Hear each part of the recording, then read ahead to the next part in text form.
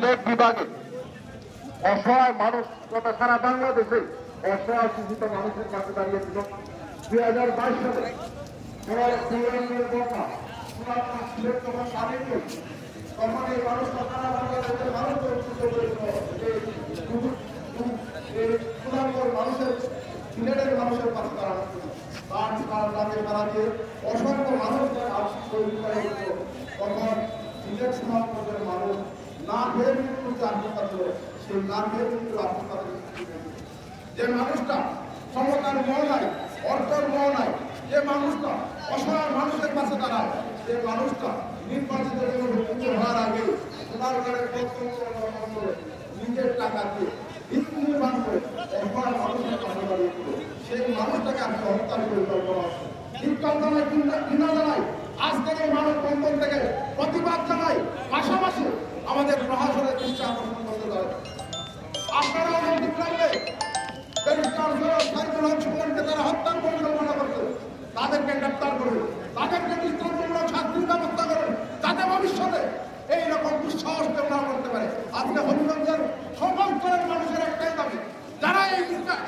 ষড়যন্ত্রে লিপ্ত তাদেরকে অপরাধ থেকে প্রকাশ্যে আনুন এবং শান্তির ব্যবস্থা করুন আজকে মানববন্ধনে একটাই দাবি সেই দাবি জানিয়ে আমি আমারও সবাইকে ধন্যবাদ জানিয়ে আমি আমার বক্তব্য এখানে করছি জয় বাংলা জয় বঙ্গ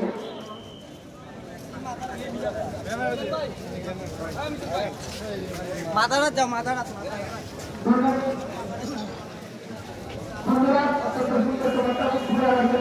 আমরা সকল ছিল আপনি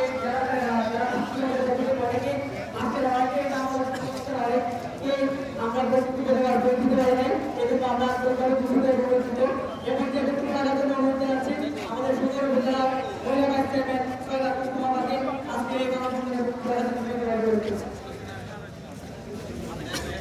এজন্য আমরা এবং যে বক্তব্য অনুরোধ আছে আমাদের সকল উপজেলা মহিলা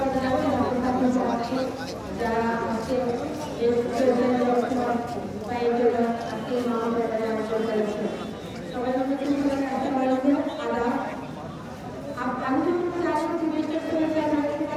আজকে এই আর এই ছাত্র সমাজের জন্য জীবনে কতটি সময় শুরু হয়ে যাবে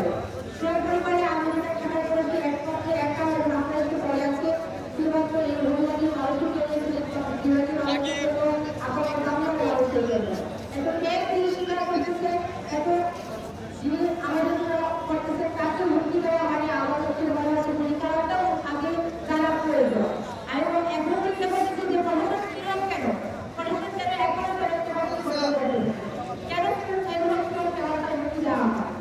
সারা বাংলায় আমরা অনেক পরীক্ষা